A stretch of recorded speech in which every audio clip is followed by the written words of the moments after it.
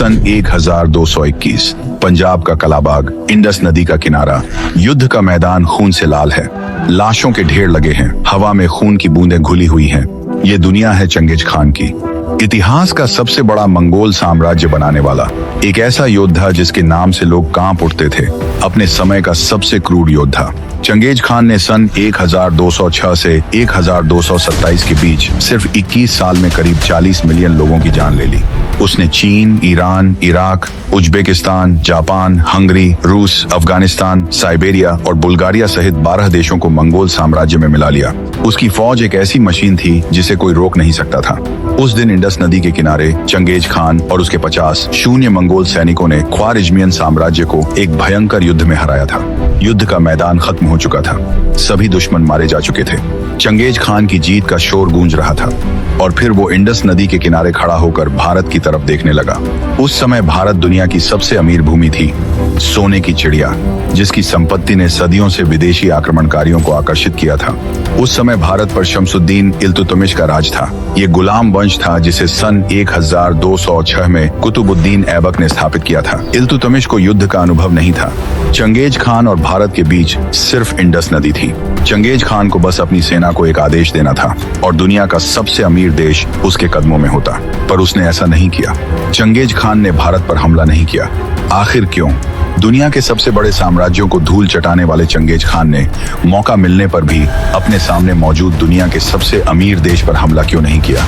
इस सवाल का जवाब समझने के लिए हमें चंगेज खान की पूरी कहानी समझनी होगी।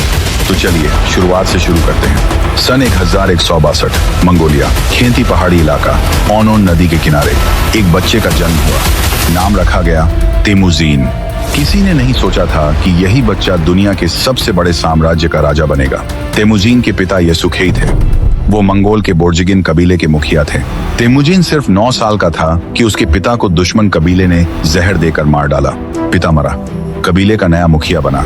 नए मुखिया ने तेमुजीन और उसके परिवार को कबीले से निकाल दिया। मंगोलिया के ठंडे पहाड़ी इलाकों में बिना किसी मदद के जहां भेजा वहां मौत के सिवा कुछ नहीं था। पर तेमुजीन और उसके परिवार ने हार नहीं मानी। उन्होंने कठिनाइयों से लड़ना सीखा, भूख झेली, ठंड झेली, अकेलापन झेला।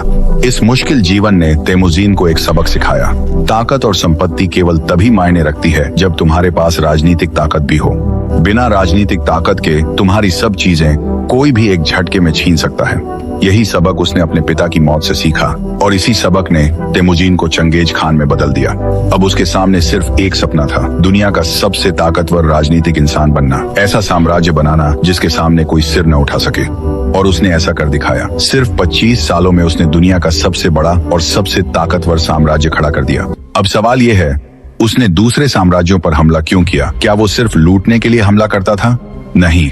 चंगेज खान के बारे में हम जो भी जानते हैं वो ज्यादातर यूरोपीय प्रोपेगेंडा से आता है, पर असल सच ये है, चंगेज खान क्रूर जरूर था, पर बिना वजह कभी हमला नहीं करता था। उसका हर हमला किसी न किसी बड़ी वजह से होता था। आइए पहले बड़े हमले से शुरू करते हैं। तेमुजीन उस समय मंगोलिया में पैदा हुआ था जब वहाँ कोई एक राजा नहीं था, बल्कि छोटी छोटी कबीले थी। हर कबीले के अपने मुखिया होते थे। ज्यादातर समय ये कबीले आपस में ही लड़ते रहते थे। इन लड़ाइयों के लिए कई कारण थे, ताकत की भूख, जमीन के विवाद, पर सबसे बड़ा कारण था चीन। उस समय चीन 2 बड़े साम्राज्यों में बांटा था, जिया डायनेस्टी और जिन डायनेस्टी। ये दोनों साम्राज्य हमेशा ये सुनिश्चित करते थे कि मंगोल कबीले कभी एकजुट न हो सकें। कोई भी नेता इतना बड़ा न बने कि चीन के लिए खतरा बन जाए। चंगेज खान इकलौता ऐसा नेता था जिसने सभी कबीलों को एकजुट कर दिया। सन 1206 में उसने मंगोल कबीलों को एक करके खुद को चंगेज खान घोषित कर दिया। चंगेज खान का मतलब होता है यूनिवर्सल रूलर। अब उसके सामने सबसे बड़ा दुश्मन था चीन। सन 1211 में चंगेज खान ने जिया डायनेस्टी पर हमला कर दिया। सीधा लड़ना मुश्किल था, इसलिए उसने पहले उत्तर चीन के कई बड़े शहरों को जला दिया। लाखों लोग मारे गए। फिर उसने जिया डायनेस्टी की राजधानी को चारों तरफ से घेर लिया। महीनों तक घेरे रखा। राजधानी में भूखमरी फैल गई। लोग तड़प तड़प कर मरने लगे। आखिरकार जिया के राजा ने सामने झुकना स्वीकार कर लिया। इस तरह पूरा उत्तर चीन मंगोल साम्राज्य का हिस्सा बन गया। फिर 1215 में चंगेज खान ने दूसरे चीनी साम्राज्य जिन डायनेस्टी पर हमला किया। उसकी राजधानी बीजिंग में इतिहास का सबसे बड़ा नरसंहार किया गया। लाखों लोग मारे गए। जिन डायनेस्टी भी हार गई। अब दोनों चीनी साम्राज्य चंगेज खान के थे। इस समय चंगेज खान दुनिया के सबसे बड़े साम्राज्यों में से एक का मालिक बन चुका था। उसे अब किसी से लड़ने की जरूरत नहीं थी। वो शांति से शासन करना चाहता था। लेकिन फिर कुछ ऐसा हुआ जिसने उसे फिर से युद्ध में धकेल दिया। पड़ोसी कारा खिताई साम्राज्य ने मंगोल साम्राज्य पर हमला कर दिया। उन्होंने एक बड़े मंगोल शहर पर कब्जा कर लिया और उसके राजा को मार डाला। वो राजा चंगेज खान का दामाद था। यह हमला चंगेज खान की ताकत को एक सीधी चुनौती थी। सन 1218 में चंगेज खान ने कारा खिताई साम्राज्य पर हमला कर दिया। कुछ ही समय में पूरे साम्राज्य को नष्ट कर दिया। वहां भी भयंकर तबाही मचाई। इस युद्ध के बाद दुनिया भर के राजाओं के बीच चंगेज खान की छवि, एक निर्दयी और क्रूर योद्धा, पक्की हो गई। कारा खिताई साम्राज्य भी मंगोल साम्राज्य का हिस्सा बन गया। अब चंगेज खान फिर से शांति से शासन करने लगा। उसके अधिकारियों ने उसे सलाह दी, राज्य को और अमीर बनाने के लिए दूसरे साम्राज्यों से व्यापारिक संबंध बनाए। चंगेज खान ने अच्छे राजा की तरह यह सलाह मानी। उसने 500 व्यापारियों का एक शिष्टमंडल बनाया और उन्हें ख्वारिज़मियन साम्राज्य भेजा। ये शिष्टमंडल सोना, चांदी, रेशम और कीमती चीजें लेकर गया। मकसद था व्यापार, लेना और देना। लेकिन ख्वारिज़मियन साम्राज्य के राजा अलाउद्दीन मोहम्मद द्वितीय को यह पसंद नहीं आया। उसने अपने एक शहर के गवर्नर को हुक्म दिया, मंगोलों के इस शिष्टमंडल को रोको। गवर्नर ने 500 लोगों को बेरहमी से मार डाला, सारा माल लूट लिया। यह चंगेज खान की ताकत को एक और बड़ी चुनौती थी। पर चंगेज खान ने फिर से सब्र से काम लिया। वो युद्ध से बोर हो चुका था। उसने शांति से बात करने की एक और कोशिश की। उसने 3 बड़े राजदूत भेजे। उनसे कहा, हमारे 500 लोगों को मारने वाले गवर्नर को हमें सौंप दो। हम उसे अपने साम्राज्य में ले जाएंगे और सजा देंगे। बाकी बातें शांति से सुलझ जाएंगी। इस बार ख्वारिज़मियन राजा ने अपनी सबसे बड़ी गलती कर दी। उसने तीनों राजदूतों को पूरे शहर के सामने अपमानित किया। एक को बेरहमी से मार डाला, 2 को वापस भेज दिया ताकि वो जाएं और चंगेज खान को उनके साथ हुई बेइज्जती के बारे में बताएं।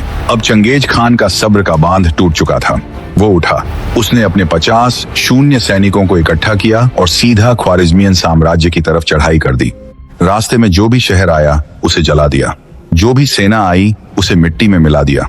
जहां भी गए लाशों के ढेर लगाते गए। ख्वारिज़मियन साम्राज्य के पास भी बड़ी सेना थी। वो अपने घर में थे।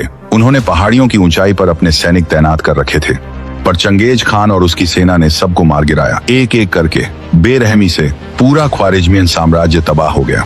ख्वारिज़मियन राजा अलाउद्दीन मोहम्मद द्वितीय इतना डर गया कि उसने अपनी गद्दी छोड़ दी और कैस्पियन सागर के एक द्वीप पर भाग गया। 1220 में वहीं उसकी मौत हो गई। उसके बाद उसके बेटे जलालुद्दीन ने गद्दी संभाली, पर उसकी सेना पहले ही नष्ट हो चुकी थी। वो भी अपनी राजधानी छोड़कर भाग गया। जलालुद्दीन भागता हुआ दिल्ली आ गया। वहां उस समय शमसुद्दीन इल्तुतमिश का राज था। अब चंगेज खान ख्वारिज़मियन साम्राज्य के बिल्कुल करीब था, इंडस नदी के किनारे, भारत की सीमा पर। उसे बस नदी पार करनी थी। दिल्ली सल्तनत की कमजोर सेना को हराना था और दुनिया का सबसे अमीर देश अपना बनाना था। पर उसने ऐसा नहीं किया। 4 बड़ी थ्योरी हैं जो बताती हैं कि चंगेज खान ने भारत पर हमला क्यों नहीं किया। पहली थ्योरी, सपने की। एक अंधेरी रात जब चंगेज खान अपनी सेना के साथ ख्वारिज़मियन साम्राज्य के इलाके में था, उसने एक अजीब सपना देखा। सपने में एक यूनिकॉर्न ने उसे भारत में घुसने से मना किया और वापस छीन लौटने को कहा। चंगेज खान चाहे कितना भी क्रूर हो, वो धार्मिक चीजों में बहुत विश्वास रखता था। उसने सपने को एक ईश्वरीय संकेत माना और भारत पर हमला नहीं किया। पर क्या सच में एक सपना इतना बड़ा फैसला बदल सकता है? यह सवाल आज भी बना हुआ है। दूसरी थ्योरी, जलवायु और भूगोल की।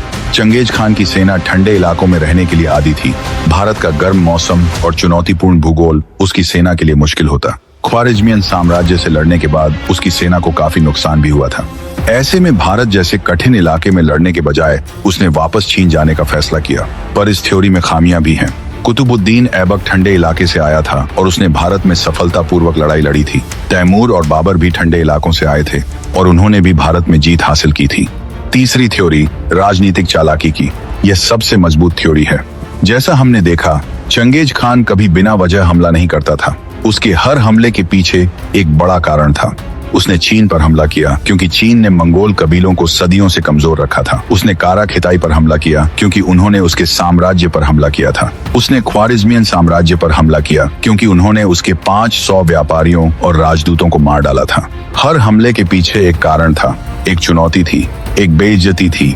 भारत ने चंगेज खान को कभी चुनौती नहीं दी। भारत के सुल्तान इल्तुतमिश ने यह पैटर्न पहचान लिया था। वो जानता था कि अगर उसने चंगेज खान को प्रोवोक किया तो वो भारत का भी वही हाल करेगा जो ख्वारिज़मियन साम्राज्य का हुआ था। इसलिए इल्तुतमिश ने खुद को बिल्कुल शांत रखा। उसने चंगेज खान को कोई मौका नहीं दिया।